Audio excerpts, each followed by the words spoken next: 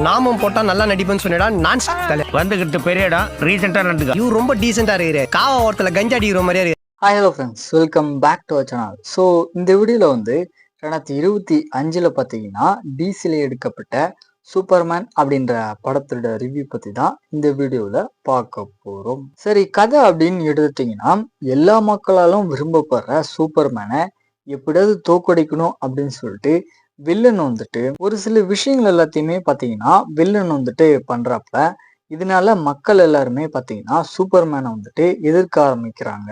அதுல ஒரு கட்டமா போலீஸுமே பாத்தீங்கன்னா சூப்பர்மேனை ஜெயிலு போடணும் அப்படின்ற மாதிரி சொல்லிடுறாங்க.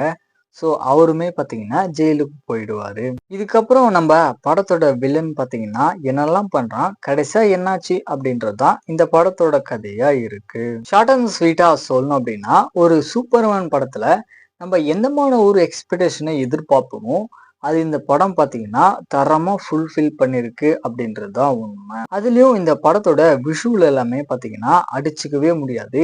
டிசி வந்துட்டு அந்த மாதிரி பண்ணியிருக்காங்க. தென் படத்துல வரக்கூடிய ஆக்ஷன் சீக்வன்ஸுமே பார்த்தீங்கன்னா எந்த ஒரு இடத்துலையுமே சிஜே அப்படின்றது தெரியாத ரொம்ப நல்லாவே பண்ணியிருப்பாங்க.